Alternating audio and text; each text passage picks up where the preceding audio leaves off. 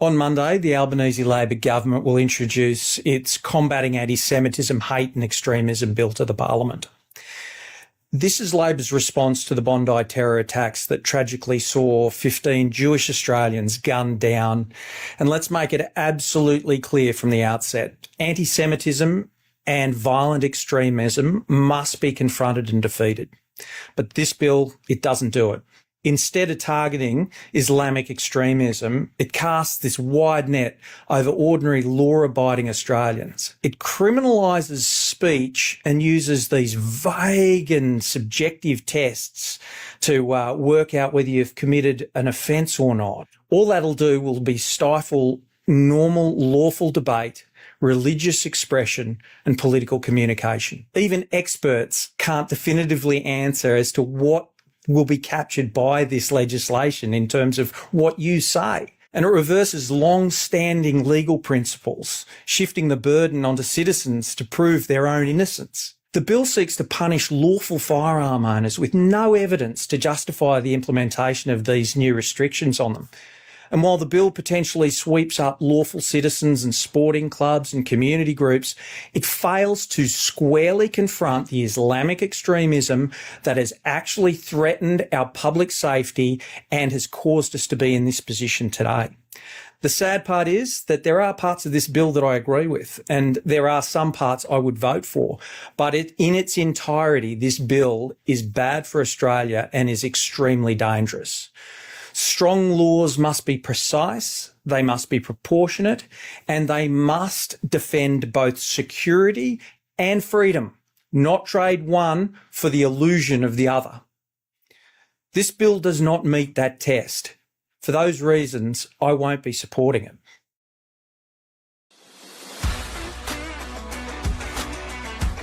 Hi, perhaps you recognize me. It's your favorite president. We will decide who comes to this country and the circumstances in which they come. Anybody in this country doesn't minimize their tax. They want their heads ring. Socialists don't like ordinary people choosing, or they might not choose socialism. The answer is might, because I want to do you slowly. I was saved by God to make America great again. We shall fight in the fields and in the streets. We shall fight in the hills. We shall never surrender.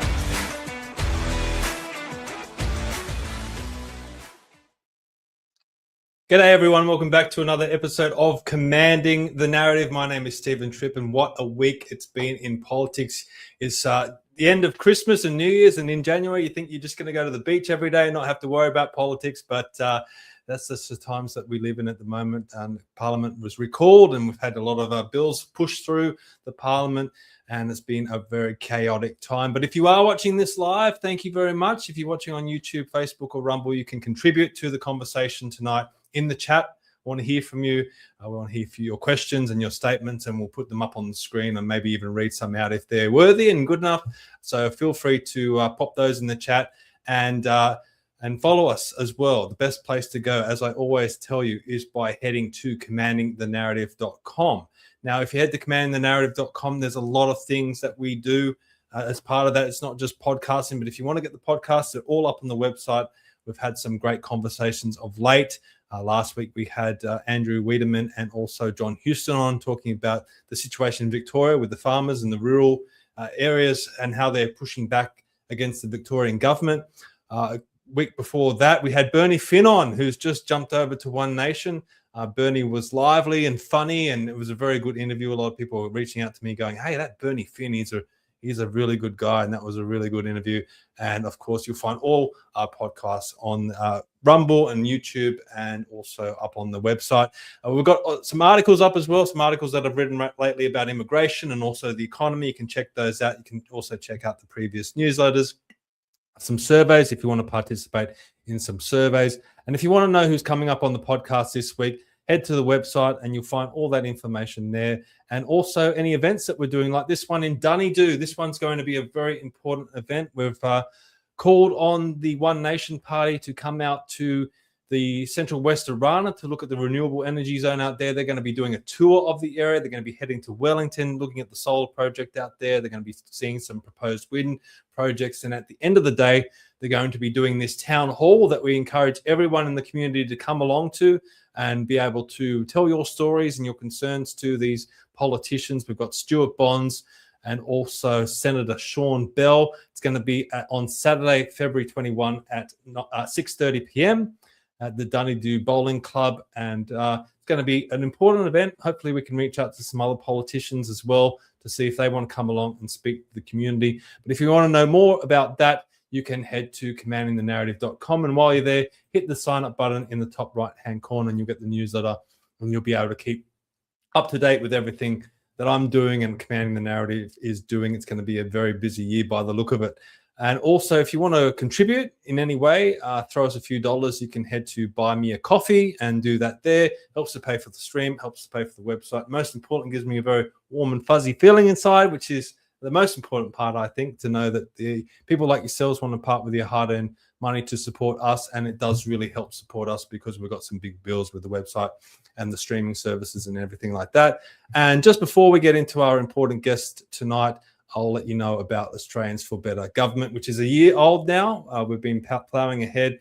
Are you sick of the way that Australia is being governed? I think a lot of people are at the moment. So this is about reforming our system of government. Doesn't focus on the policies that are being put out by the political parties. We are a non-partisan group, looked at the structural reform of our government. So please head to australiansforbetter.com and follow us there. So as I said, it's been a busy week in Parliament. We've had a whole bunch of laws pushed through. A lot of people are scratching their heads going, is this good for the country? Do I completely understand them? And we're looking for, I guess, some heroes to stand up and push back against it. And there were only a few, but one of them was there, sitting by himself on the opposite side of the chamber as a lot of people voted for this legislation. He is the federal member for Wide Bay. He was elected in 2016. Former police officer. I always gravitate to the politicians who have led a normal, everyday life before Parliament. He's not a union hack. He's not a political staffer. He's a real man, and he's standing up for the people of Australia, in my opinion. So let's bring him on. Llew O'Brien, welcome to Commanding the Narrative. Well, thanks for having me on, Stephen. It's a great pleasure. It's my pleasure, mate, to have you on. And look, I guess the first thing is, from my perspective, thank you for holding true to your convictions this week. And you had to cross the floor to push back against the legislation that was being rushed through by the Albanese government. But before we get to that, because it's going to be a lot of serious talk, just let the audience know about who you are. I mean, you're up in Queensland in the Wide Bay electorate, which covers Gympie and Noosa and some areas like that. What were you doing before politics, and what brought you to get involved in politics? Well, as you said, I was a police officer in the Queensland Police Service before I entered politics, entered Parliament. I was involved in politics for probably well, it's been a couple of decades now, but a solid 10 years before I was elected. And it was it was something that I was passionate about, but something I actually didn't see myself pursuing in terms of being elected to Parliament. So when Warren Truss, the previous member for Wide Bay, as many of you would know, former Deputy Prime Minister, came and had a chat to me one day and told me that he was going to retire. And I held a position in the party, and I said to him, well, I tried to convince him not to, and then I told him I'd help him find someone decent to replace him, and he suggested me. I sort of laughed at it to begin with, but then my wife got onto me, and I ended up in the Australian Parliament from the little town of Kilkeven, where I was the local policeman, but lived around the area for 35 years, and it's my home. I love it.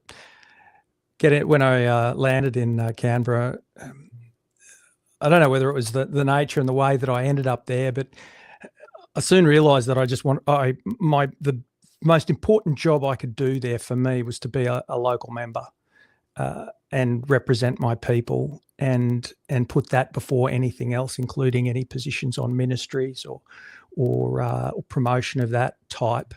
And I've pretty much conducted myself in that vein ever since. I've crossed the floor a few times, and I do what I think is right and what the people tell me they want me to do down in Canberra. And that's what saw me sitting on the other side. And of course, my electoral neighbour and previous guest on your show, Colin Boyce, was the other coalition member who crossed the floor. He was down doing the counting, the tellers. You have to get a couple of people to count when the divisions are on. So he and Barnaby were doing that. So they didn't appear as in the same way that I did. But Colin was there, and good on him as well for standing up for his people. Yeah, definitely. Look, mate, you're already getting a lot of love from the audience, appreciating the fact that you got the Australian flag behind you. I want to ask you about that. We'll get to that a bit later. But, coming from a career in policing to suddenly walking into the Australian Parliament, and as I said, you're dealing with a lot of people that didn't work in the real world. They were either in the union movement or they worked as political staffers. How do you find your parliamentary colleagues, especially when you first went into Parliament? Do you think they have a real grasp on the pressures that people are under in the real world? It's one of those places that some do, some definitely do, and they're the good ones. And not only do they have a grasp of what's going on in the in the life of everyday Australians, but they act on it and they stay true to that. But in saying that, as people know, there are a lot of politicians who go down there because they think they should be the Prime Minister, or they've been in a position within politics as a staffer or some kind of official, and they end up in there with basically zero life experience, like our Prime Minister at the moment. Yeah. And that shows through. That shows through. I think for a lot of them, they're just acting. It's a giant big act. They get their script in the morning, which is the talking points for the day, and they go out and they just regurgitate them. And they're the ones that you find that don't vote the way they should, because they're thinking more about the political game and where they can get in it than actually serving the Australian people who have sent them down there. Great thing about pre-selections, if you've ever been to one, everyone goes to a pre-selection saying that they're going to go to Canberra and they're going to do this, that, and the other. I'll stand up, I'll do, no, I won't be convinced to vote otherwise, but you see them come and you really do appreciate the ones that are fair dinkum, because there's a lot that aren't.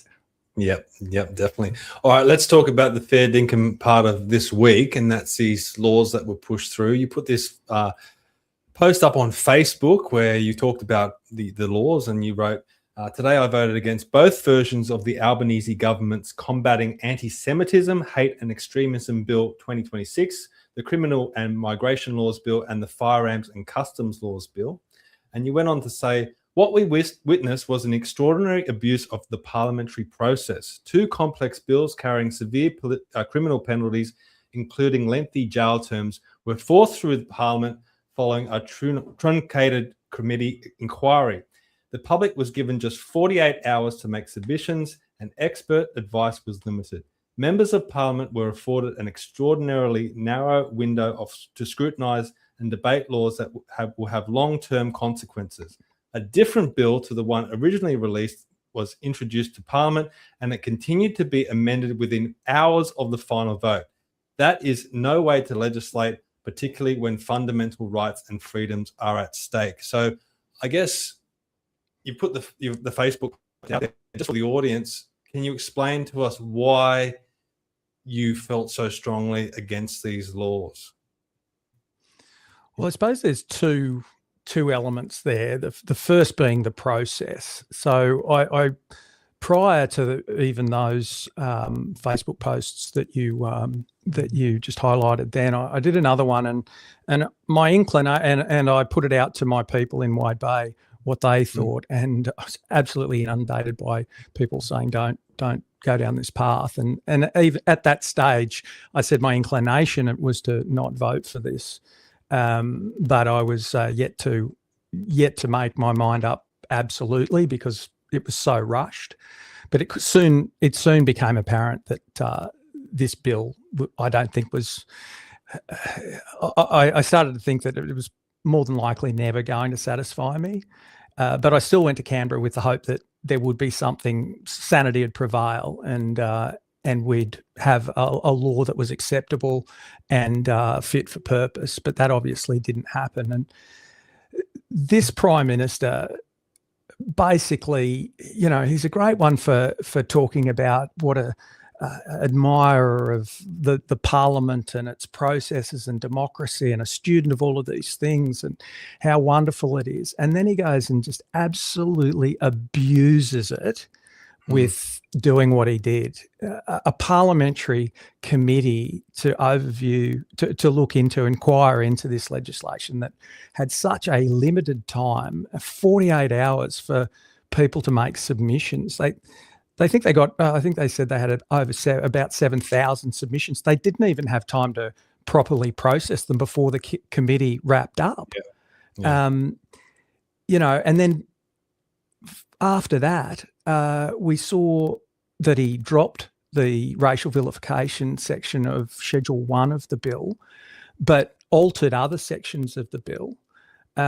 It was just, I'm not a lawyer, but I think lawyers would have been, and obviously were, because quite a few who were going to put in submissions to the committee didn't, because they just didn't have time. But we were under the same situation in the Parliament. I mean, how do you, with such a changing landscape, how do you work out what's going on? And it is any law that potentially takes away the freedoms and liberties of somebody needs to be as robust as possible when it comes to protecting freedoms and liberties.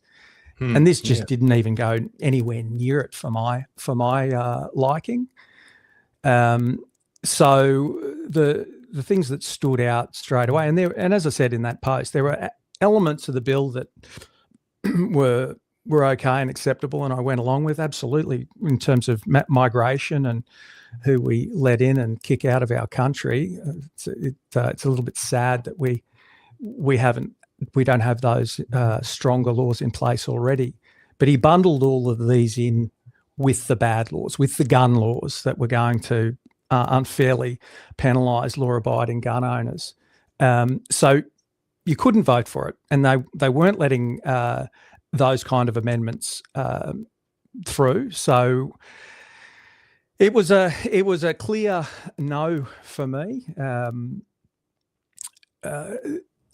The definition of a hate crime and the way a hate group is designated, I felt lacked safeguards. Now, the safeguards in terms of the designation of a hate crime, they say it was strong because the recommendation for a designation as a hate crime has to come from the director of ASIO, and then the relevant minister, who's the Minister for Home Affairs in this case, then has to consult with the Attorney General, and then has to inform the opposition leader. Well, really?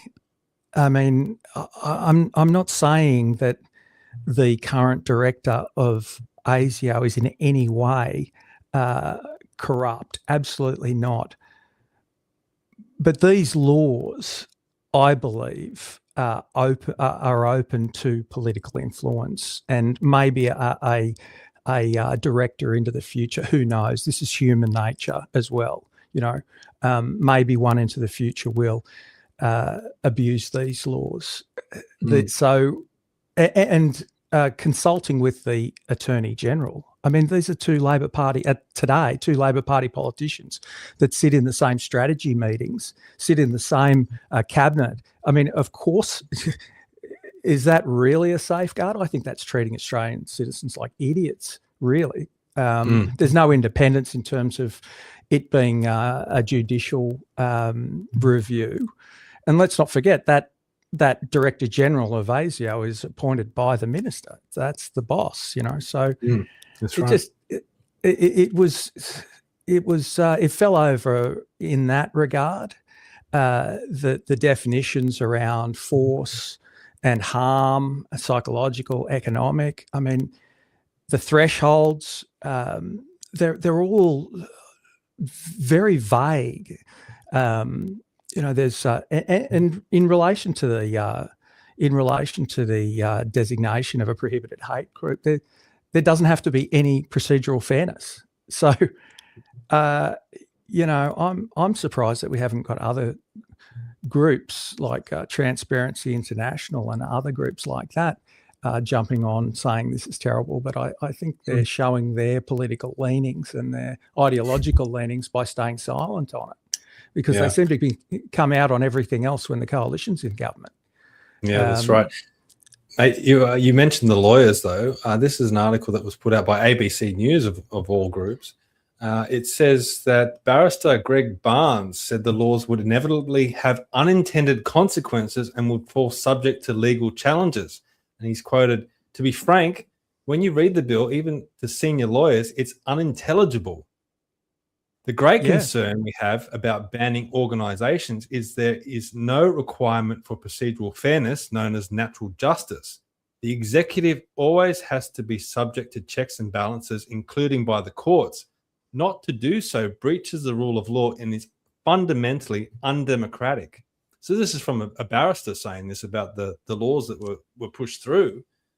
There were other talking to a lot of concerns that people like yourself have.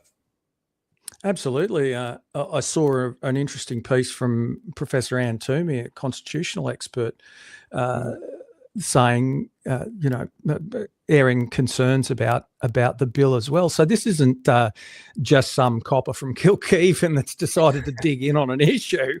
Yeah. Whilst that has happened in the past, but there's concern throughout the community here, and it's just, we don't need more laws in our life.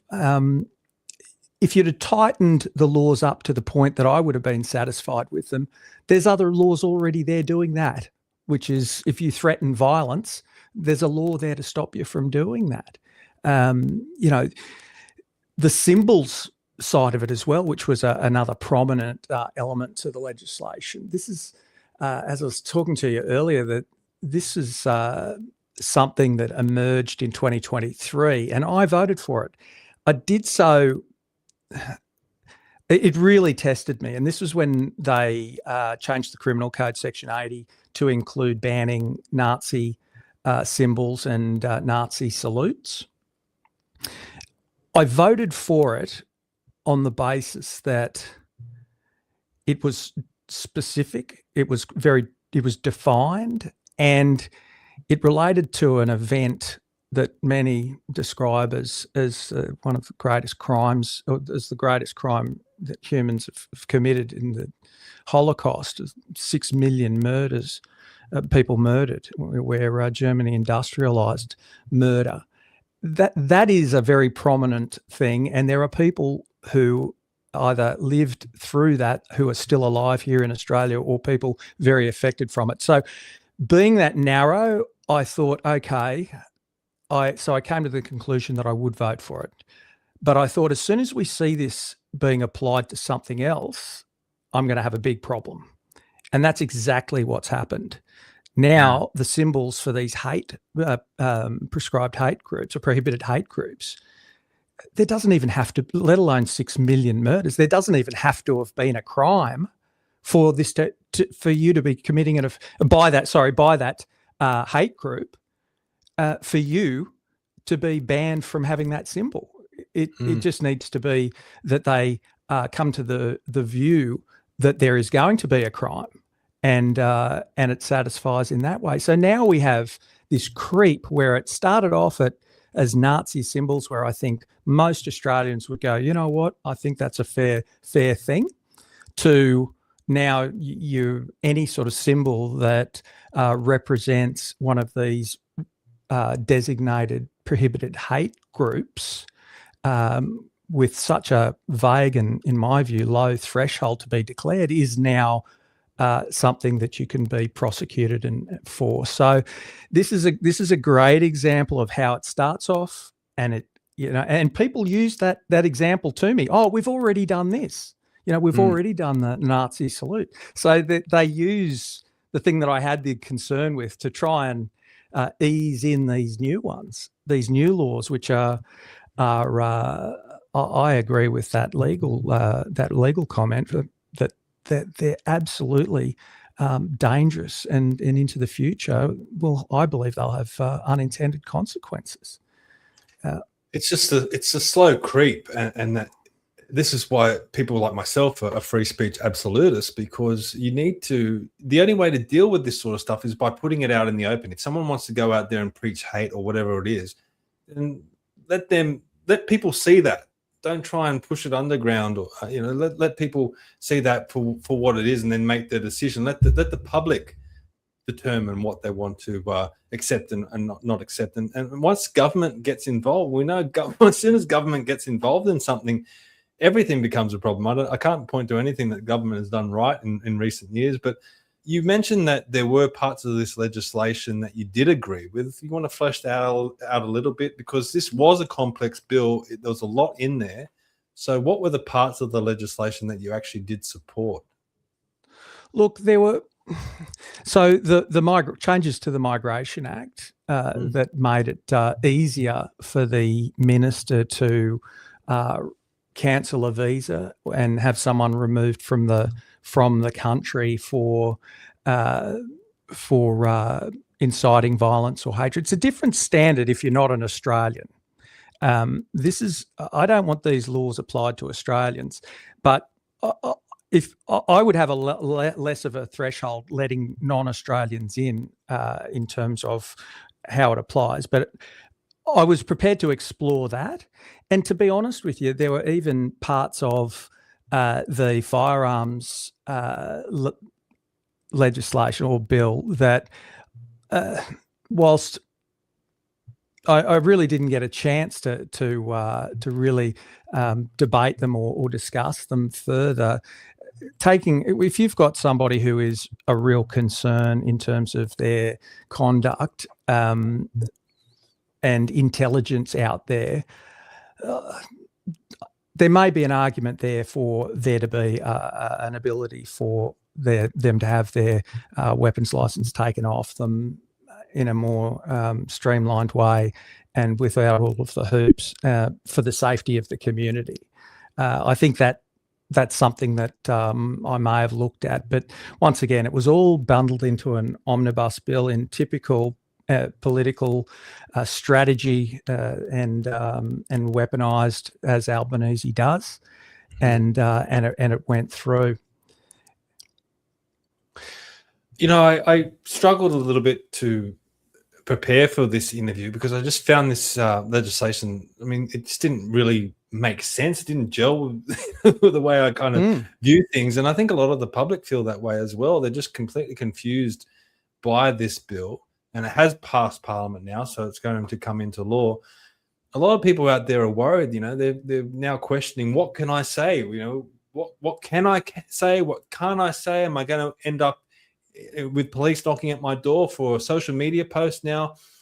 Can you maybe alleviate some of those concerns, or maybe even just confirm those concerns? Well, I can't. And I think that that comment you read before absolutely encapsulates it. Who can tell? Who can tell? And that is the problem here. It defies belief that this went through, but even more so for me, it defies belief that any political party that says that it's about smaller government and freedom and liberty and would vote for it as some of the previous coalition members did. I can't. I will only work with a party that's going to repeal that law or has a policy to repeal that law, not a party that is championing it and saying that they thank us because we got you these new hate speech laws, which is what the Liberal Party are doing. And I got some good friends in the Liberal Party, but I won't have anything to do with a party that is going forward without a plan to repeal that law. Well, mate, if you read the We Believe statement from Robert Menzies the intention of the Liberal Party was to protect individual freedoms and not try and suppress them. But it seems like the Liberal Party have their own issues to sort out, and it seems like they're going to be sorting them out this week. It looks like they're going to have a leadership spill, and that's going to change the direction. Hopefully it changes the direction in the right direction for the Liberal Party, because I grew up in an era where we would have Labor governments and they would screw things up, and then you'd go, oh, at least the Liberals are going to come back in and fix things. It doesn't seem like we're in a situation where that can happen anymore. I do want to ask you about that, but before we get off the topic of the actual laws, the other part of the laws were the gun laws. And I'm not really, I don't really understand. From what I can tell from the gun laws, it only made provisions for this buyback scheme to go ahead. It provided the government with the funds, whatever those funds might be, to initiate a buyback. Are there any parts of the legislation that are going to impact gun owners that you need to let us know about? Well, it's mainly the export side of things. Certain things now will be prohibited in relation to instructions around firearms and loading of bullets. You know, a lot of recreational shooters load their own bullets, and so any instructions like that now will be illegal. We've seen a couple of politicians come out and use the example of the shooting vest. You won't be able to have a shooting vest now. So it's just firearms legislation. The actual legislation around firearms is a state law. And luckily, it appears, well, not luckily, in their good judgment, it appears that Crisafulli is not going to intrude into every legal firearm owner and recreational shooter's life by going along with this. But obviously, time will tell. But you know, this idea in other states where they've said, "Oh, let's limit the guns to 6," and that's just broken logic. I mean, it's not, you know, it's like saying we'll limit every household to 2 cars and that will reduce the road toll. You're only driving 1 car at a time. And it's it's not the legal firearm owners typically. Most of the time it is those guns that Albanese keeps saying we're going to get guns off the street. Well, newsflash, licensed firearms and lawful gun owners don't have them on the street. So it's broken logic. It's ideologically driven. We all know Labor hates guns. The gun owners and firearms, recreational firearms users that I have in my electorate and the people that I engage with are the most stringently vetted group of hobbyists or enthusiasts. They have all sorts of checks. And they are fanatical about safety. Like my son, I sent him in to get his firearms license when he was younger because I wanted him to experience the safety aspects of it. And really, you don't find any kind of sport run as strictly as what you do at your local range. So just to blanket all firearms owners as you know, potential terrorists is just typical of Labor. It is what they do, and their, you know, the hatred of firearms is in their DNA. Look, mate, you're not the only police or ex-police officer in Kilkevin. There is another one out there, and she helped us put this interview together. Katie McCallum, she was actually called in, so let's hear from Katie. Katie, welcome again. G'day, guys. G'day, Lou. Hey, Katie, how are you, mate? I'm good. How are you? Big week? I'm going well. Everyone's asking me, are you all right after crossing the floor? And they saw that photo of me sitting there by myself. It's the easiest day's work I've ever done. You were a bit of a Nigel, no friends. Yeah, well, that's not unusual. You know that for me. But, as you know, Katie, like, and I've said in the past, going to tell someone that their kid's been killed in a car accident or turning up to a DV where there's some monster that you think this guy's bigger than me and you've got to take them on anyway because someone could get killed. Now, that's a hard day at work. Going down to Canberra and saying, you know what, I'm going to do the right thing here and sit in this chair. Easy work. Yeah. Well, that's what I wanted to ask you about, because I do think that people see you guys on the telly and you see the news every night. Everybody's numb to the fact that politicians are actual human beings. You've got families, you go home to those families, you've got kids, and you just nailed it then when you said being a cop is hard. It needs courage. You need to be brave. I don't think I had those things until I voluntarily transferred to Doomadgee for 2 years, because up there you've got to be brave. There's no street lights. So, you know, like I looked at that picture of you the other day, mate, and it was so impactful. I looked at it and I thought, here is a single man, my federal MP for my electorate here in my bay, and he is sitting there. He has made a decision that is looking, there we go. That is just an amazing picture. And the first thing that came to my mind was, I wonder how much courage it took Llew to do that. Now, I know you just said that it's not a hard day's work because you're just doing the right thing. But, I mean, surely, what was going through your head sitting there, Llew? Like, that's courageous what you did. It was courageous. Well, thanks, Katie. I you know, words like that are very encouraging for me, and I do appreciate it.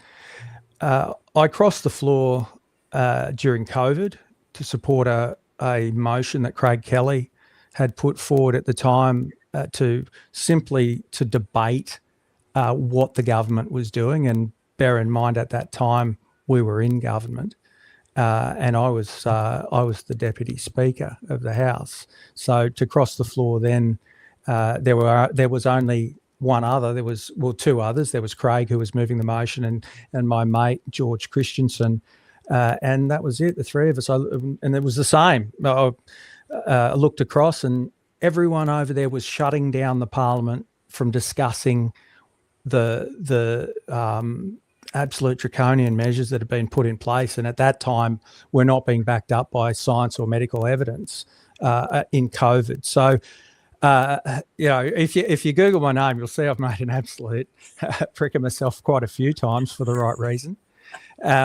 But once again, it just, you know, when I first arrived there, you go to this thing called Poly School, and they sit down and they tell you how it all works, and you have senior ministers come in and senior people. And bear in mind, I'd only seen a lot of these people on TV when I landed there.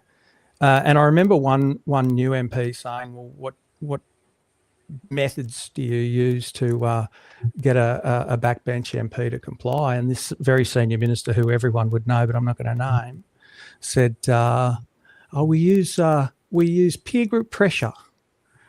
And I thought, oh, this is going to be bloody interesting. And I think if I was to caption that one that says, with all of the people on the other side and me sitting there, I'd just caption it, peer group pressure. Yeah, good one. Thank you. Try again. But, it's brilliant.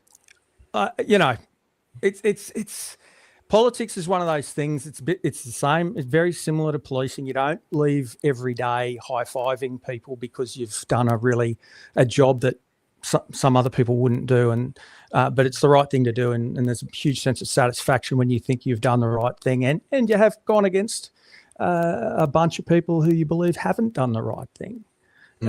So, yeah, well, you know what it's like, Katie. You know, when you've been and it's not just coppers, it's ambos and fireys. Like, those guys are up to their armpits in some of the most horrible situations, and you know, people dying in their arms. They go home and have to sit at the table with their wife and kids, and you don't take that work home. I mean, they're hard jobs. We've lived it. So, as I say, being a politician, and you know, particularly the route that I've taken, I don't find those things difficult. What I find difficult is looking the other people who said they were not going to vote for bills like that, and then they do, sitting in the same room with them. That's what I feel difficult sometimes, without giving them a gobful. Is that when you let fly, like when you told Twiggy Forrest last year what you thought of him? Yeah, sort of. When he stepped into the party room? Yeah. I just do what I think's right at the time, and I've never spoken about that run-in with Andrew Forrest, but it was made public. Someone did put it out there, and it was on Sky News.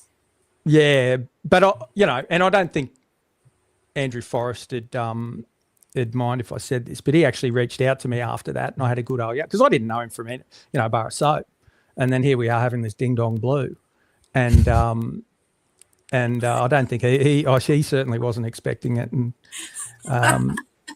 and we had a good old yarn, and you got to say, as much as I don't agree with his energy projects and direction, it takes a man to ring up another bloke and say, hey, listen, that didn't go real well, did it? Absolutely. So I got to give him marks for that. Well, if that's actually a good little segue, Stephen, if you don't mind, can I just quickly ask a little about renewables? Yeah, of course. Yep. Because I mean, I'm pretty sure anybody that follows Let's Rethink Renewables or anything I've done with Stephen the last couple of years understands that where I am here in Kilkeven, where Llew used to be our local copper, this is ground zero. So over the last few weekends, we've had people here from Chinese companies, from Danish companies. They're actually door knocking the houses in the town now, trying to buy up the property because they want to put a giant battery here at the edge of our town. And Llew, you've been an amazing advocate for Wide Bay in relation to the renewables. But I mean, everybody seems to think it's all end of life now. Donald Trump stopped it. And I can see on the world stage why they're saying that. But for us here, I mean, you've seen it. We've got a giant solar farm on the edge of town here. It is giant. It's going to be triple in size over the next couple of years. It's not stopping. I mean, I can't see that it's all stopping here overnight just because of Donald Trump. How are you feeling about it? What do you think?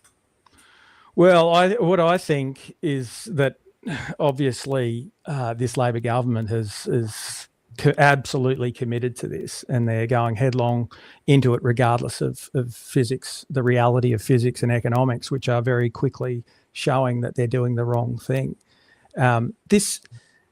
It defies belief that we are where we are on this.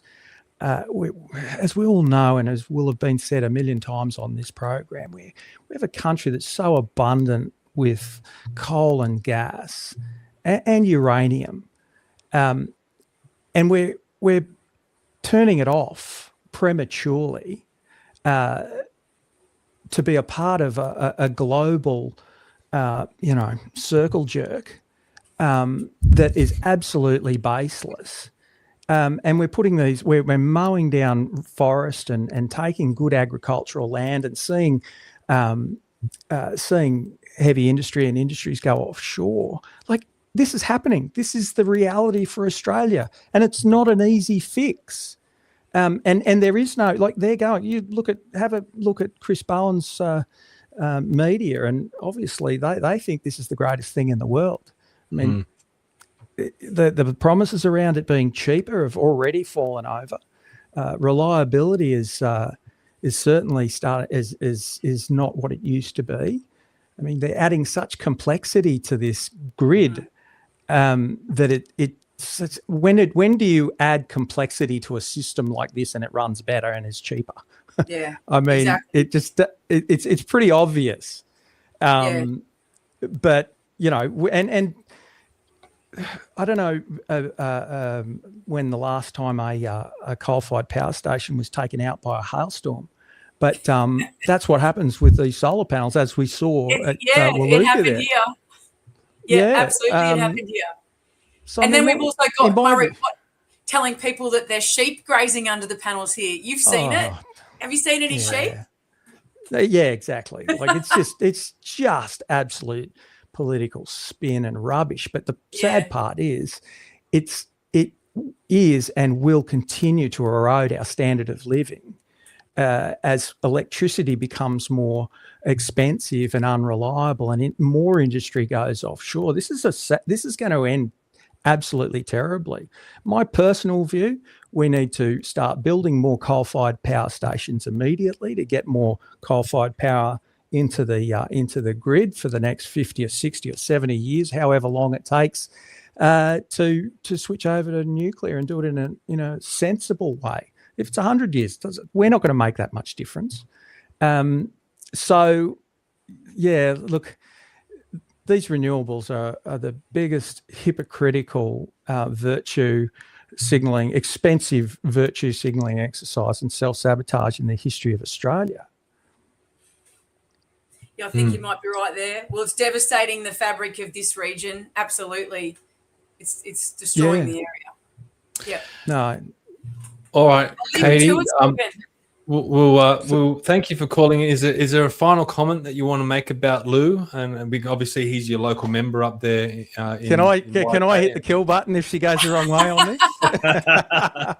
Hey, he drinks coffee from my shop, so I can't think I'm going to say too much bad about him. You remember the old, you had to find the right hamburger shop to go to, Llew, when you're on duty because you didn't know who was going to spit in your burger? That's right. Yeah. The good old days. Oh, look, I just think I still think people I'm at risk of people spitting in my burger. Don't worry about that. I've gone from policeman to politician. You jumped from the frying pan into the fire, mate. Yeah, that's right. I just think that I look around this country and there are a lot of politicians who you wouldn't even trust to look after your dog. And seriously, they're not full of conviction. They've got no backbone. They're not of their word. And it scares the hell out of me that they've been given the keys to Parliament House in Canberra. And look, love him or hate him, this bloke right here, who's my federal member, all I can say is everything I've had to do with him, he's a man of his word. He has conviction. Look what he did this week in Canberra. I think that was courageous, even though he was standing up for the people of his electorate, and that's what he does very well at. I just think that more politicians should look towards the Llew O'Briens and the Colin Boyces of the world, because these are the people who we need to run our country, these characters. It's missing in a lot of politicians, and I think that you summed it up, Stephen, when you said that he came from a reality job, a background where he worked as a cop on the beat, wasn't some union hack, didn't come up through the ranks of, university degree and into a union position. So thanks, mate. Thanks for looking out for us down there. I don't think it's an easy job that you have, but from me personally, I just want to thank you because you've been a great help, especially in our pushback against the renewables. Thanks, Katie. I really appreciate those words. And Katie, I just want to ask you a question before you go. We've got someone in the chat who I guess is running as an independent in Wide Bay, trying to make a name for himself. And he's just put a comment here, renewables cheapest and getting cheaper. Well, I guess that's why our power bills are going up so high. It just goes to show the talent of other political people. Whoever that is, mate, I'm sitting right here in my shop in Kilkevin right now. Come on over. I'll take you for a drive out and you can have a look at the thousands of acres of what was prime beef country that's now been turned into a solar farm. I had Dr. Peter Ridd out there not so long ago. He was looking at it saying that he can't believe that there would be microscopic amounts, though in massive amounts, because there's so many thousand acres, of toxic heavy metals leaching into that soil, going into the Mary River, up to Fraser Island. I mean, wake up, Australia. Wake up, Mr. Independent for Wide Bay, whoever you are, and come on over here. I'll make you a coffee and I'm happy to sit down and talk, because you really need to have a dose of reality. Yeah, no, I agree. Yeah, people have lost their mind on this. They have. See you, mate. See you, Katie. Thanks, guys. Catch you later. Thanks, Katie. Talk soon. Right, quickly before we move on, because we're running out of time. I want to cram in a couple more questions, but just to explain back to the photo a bit. I mean, for people that don't know, this is a division. So this is where people sit on one side of the house, they're voting for legislation. Other people sit on the other side of the house. You're sitting there. There's obviously other people that are down the front, as you said, and Colin Boyce and Barnaby Joyce running around doing the numbers as well. So what I want to talk about in this, it comes to party politics. Obviously, you were willing to cross the floor, and the media is making a big hype about there being division within parties. Of course, on the Labor side of politics, they can't cross the floor, otherwise they're kicked out of their party. We saw that with Fatima Payment. But if you read the Constitution says you elect your elected member to represent your electorate, not to represent the party. doesn't even mention anything about parties. So how do you feel about that when it comes to crossing the floor? Is it such a big deal, or is it just part of, I guess, being an elected member that you need to stand up for what you believe in and what's good for your electorate? Yeah, look, I think it's one of the really important aspects of my side of Parliament, that you can cross the floor, and it isn't an instant dismissal and you're booted out. And indeed, your local members make that decision at the pre-selection. That's why I was, Look, it's if you can't cross the floor and on an issue that you honestly feel is not in the interests of your constituency, I mean, really, I'm in the National Party because the National Party aligns with me and my electorate. But if and when it doesn't, and there will be occasions when it doesn't, I don't have to think about it. I'm always going to go with my electorate. And if they kick me out of the party, well, so be it. That's okay. They're just a party that does that shows its true colours. But yeah, look, it's a very, very, it's almost a sacred thing, I think, in terms of democracy and party politics. Parties get a bad rap, but as I say, I crossed the floor in COVID. I crossed the floor the other day. I crossed the floor and supported a disallowance motion into a vaccine deal that had been done last year, and that was in supporting one of the Teals. So it's not about politics for me. It's about doing the right thing. And I will cross the floor every time I think my party is not doing the right thing by my people. I think that's one of the great things about the party. Yeah, I agree. I mean, that should be celebrated, the fact that within the National Party you can do that. I mean, as I said, you can't do that in Labor, and I'm sure you can't do it in the Greens. You get kicked out of the party. So I think, I think this is something to point to. I must say also, my colleagues did, as we all know and was widely reported, they voted no in the Senate after trying to move amendments. And that was the position of the party, that we were going to vote no. And then after some further negotiations, and David Littleproud's copping a bad rap at the moment. He's copping a flogging, but he did try to, he went back and forth from the party room to Susan Ley to try and land something that would work, and obviously it didn't. So it wasn't from a lack of trying, but the final strategy for my party room was to abstain in the lower house to try and get these amendments up in the Senate, and if they were up in the Senate, vote for them, but if not, vote against them, and that meant shadow ministers voting against them. But Stephen, that seat in that Parliament belongs to the people of Wide Bay. It doesn't belong to Llew O'Brien, and it doesn't belong to the National Party. And I just don't feel, I don't think the amendments that were being put forward didn't satisfy me anyway. But I'm not going to use that seat as part of a political strategy for a political party. That for me, that'd be betraying the people of Wide Bay. That's where I get to represent them, not in the Senate, in that house. So that was my motivation, as well as it being an absolute crap piece of legislation. Got a cheeky question here from Shay, so feel free to laugh it off. Oh, Shay. I reckon I know who that Shay is. Yes, I think you do.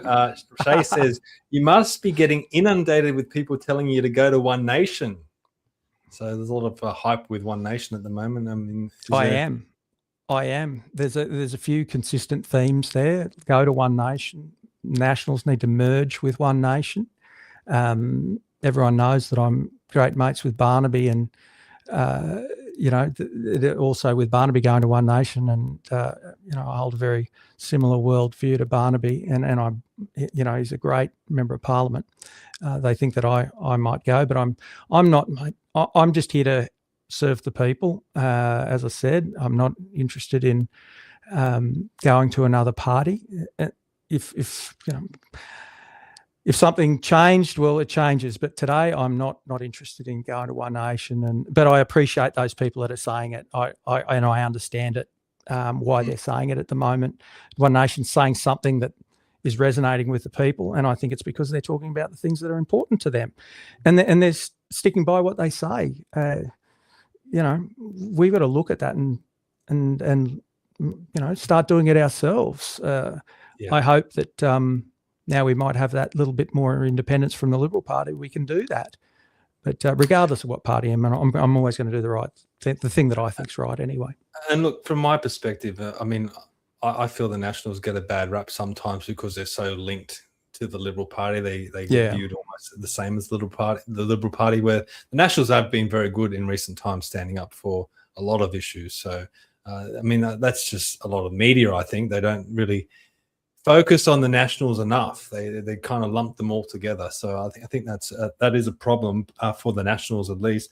And there are some great people, and there's some great people in the Liberal Party too. But the current structure of it at the moment is not great. Yeah, no, mate, tell me about it. I was in there and I've done that. Now, one of the big things for me with a lot of this legislation, it drives me nuts because the focus is always on these issues. And I feel like a lot of this legislation that the Albanese government pushes through, no one in the Australian community is asking for it. They're not asking for further gun laws. They're not asking for a whole, crackdowns on our freedom of speech or whatever it might be. But it's taking the focus off issues that are important to the Australian people. Cost of living, interest rates, whatever it might be. For you in Wide Bay, what are some of the issues that you would like to see the government focus on more that would really help the Australian people and the people of Wide Bay? Well, where do you start? I think the most important thing at the moment is energy, and as we know, energy is the economy, and we're on this this trajectory to go off a cliff with these ridiculous policies. But the people have lost their mind on this. I mean, you had that whoever it was commenting before, renewables are cheaper. Well, not on my electricity bill. They've gone up by 40%. So it plays that is the economy. That's this is taking money away from people who can't afford it. And my focus is on that. Also infrastructure. I mean, the regions, we put in an incredible amount of money into Wide Bay when we were in government, to do with building a new Gympie bypass and also committing money to the Tyro bypass.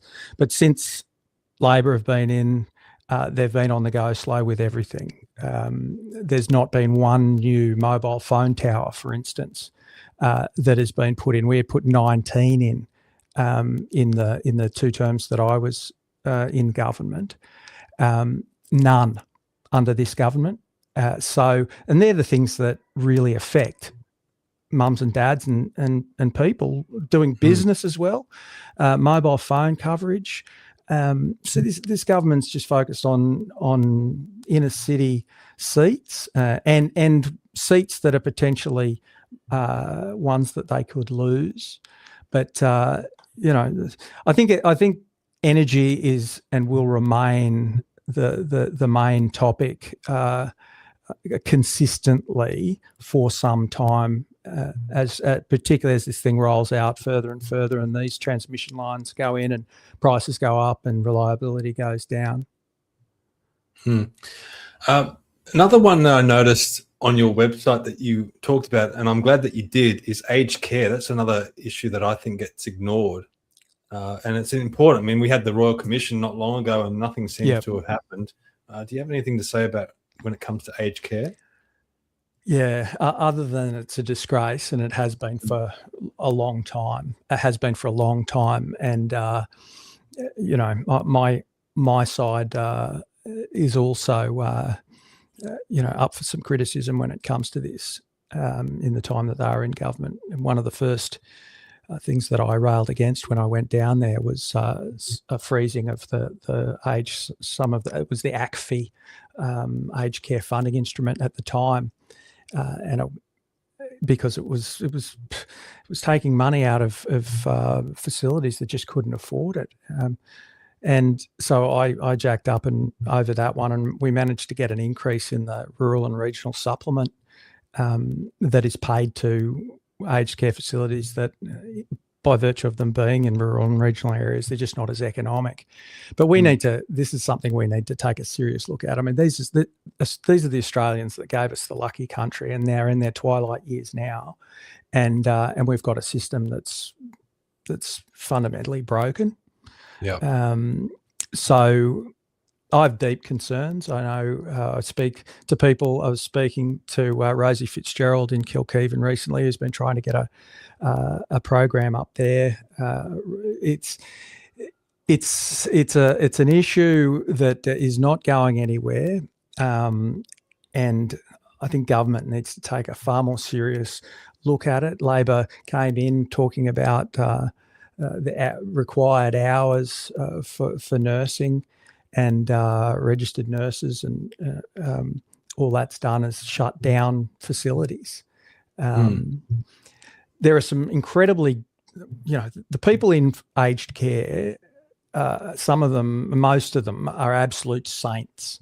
Some of the people that I engage with in Wide Bay who work in the aged care sector, looking after older Australians, are magnificent. They're just not getting the government support that they need, and that's a disgrace. And we should all be ashamed. Every government should be ashamed for letting it continue on, including the coalition when we're in government. Yeah, no, it's a big, massive issue, mate. There's a whole host of questions I would love to ask you. Hopefully, we can get you back on in the future, because I've really enjoyed speaking with you. And you've been refreshing to hear a parliamentarian, a federal parliamentarian, speak the way that you have been. But I want to cram in two questions, if I can, before we finish up. The one's about the flag. Obviously, we've got a prime minister that stands behind 3 flags, and we've got the Greens who won't even stand behind the Australian flag.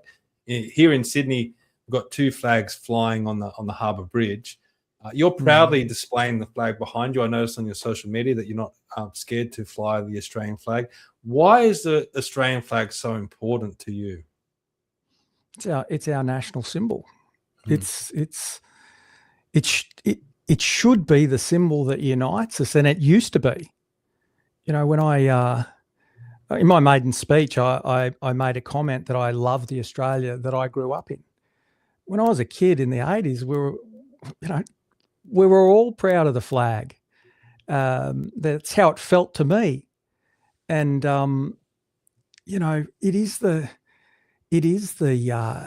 symbol that unites us. It's the symbol that has flown for people in the most dire circumstances in war, who have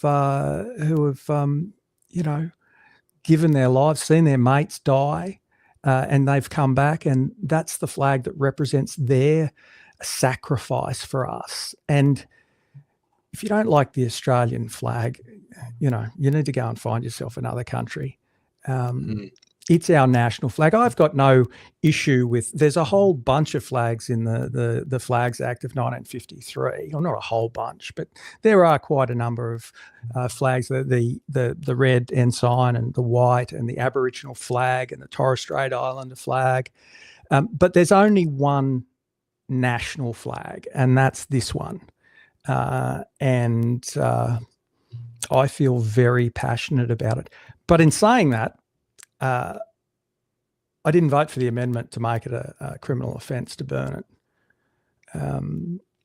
I think if you burn this flag, society should take care of you. Mm-hmm. Society should ostracise you, marginalise you, alienate you, and treat you like the piece of scum that you are for burning it. I don't think the state should have to step in and take care of that. I think society should take care of that. And I tell you, I'm pretty bloody passionate about this flag. But I'm also passionate about the government not being a nanny state and telling you, absolutely everything you can and can't do. I agree with you completely, mate. I really do. I fly the Australian flag behind me, and I make sure that it's made in Australia. And I know you can get your Australian-made flag from your local parliamentarian, so reach out to them and you can get one. You don't have to buy it from China. But, I was saying to a few people through the week, it feels like Australia already is a socialist country because the government has just got its claws into everything. And sometimes the government's just got to step back. It doesn't have to be passing legislation all the time. It probably should be repealing a lot of legislation, and we don't need government overreach into every part of our lives, businesses, personal lives, whatever it might be. So, I agree with you that, yes, it is our national symbol. It should be looked after and respected. But if people want to go out there and burn that, well, that's part of living in a free society. I don't agree with them, but I do agree with your viewpoint there. Which brings me to the final question. This is the most important segment of Commanding the Narrative. It's called Build Your Own Fantasy Government. Now, Llew, you're in the parliament. I'm not going to. I might just go against everything I've just said there to turn myself into a dictator. That's right. So you're in charge of the next Parliament of Australia, and you can choose 5 or 6 people. Don't have to be politicians. They can be living or dead. But the idea is to pick 5 or 6 people that would lead Australia into the right direction. As I said, you can choose whoever you want. Who do you pick? Who do I pick? Well, this is a fantasy government. Well, maybe it's not. So we're now in the coalition with the Nationals and One Nation. So obviously, in this scenario, the Nationals are the senior member, the bigger member of the coalition. So Barnaby's got to be my deputy prime minister. Yeah. Look, there are some amazing people in that place that give of themselves, and of course, Colin Boyce is there. He's there. He's rock solid. That bloke. He's what he says he means, and he delivers on what he says. So Colin would be certainly at the head of the pick, and I would absolutely have Barnaby there. But the other standout, and I think everyone will agree, is Matt Canavan. Matt Canavan is a bloke who has given a lot to this country and has a lot to give to this country. And I'm a big supporter and promoter of Matt. I'd love to see him in a leadership position one day. That's no criticism of the current leadership of the National Party, but I just feel Matt's of an age and has a capacity that he could do the job of leading and into the future. So absolutely Matt as well. And I'm probably forgetting a whole bunch of people that I should be now naming, but just right at the moment, I'd pick those 3 to be part of my cabinet. Very good. I do like putting people on the spot for that one. You probably do better if you went away and thought about it, but I think it's better to get the raw, the unfiltered response. So thank you for doing that. I think that would be a pretty good, well-run leadership team there. But if you've enjoyed tonight's conversation, like I have, I've really enjoyed having Llew on and discussing some of these issues with him. You can follow him by going to his website. It's llewobrien.com.au, and you can learn more about him. There's a lot of good things on his website about issues that he stands for and his vision for Wide Bay, and also some of his background. You can also follow him on his Facebook as well and some of his other social media, and give him a like, give him a follow. I think what you did, as I said in the beginning of the show, what you did in Parliament this week, I think a lot of Australians appreciate what you did. So if you want to show that appreciation, give Llew a follow and keep up to date with everything that he's doing, and keep up to date with what we're doing by heading to commandingthenarrative.com. But mate, appreciate you coming on tonight. It's been a pleasure, and hopefully we can get you on again in the future. I'd thank you for having me on, and I look forward to coming on again, mate. Great. Thank you. All right, guys. Thank you. Another great podcast. Keep up to date with all we're doing, and we'll see you next time. Bye-bye.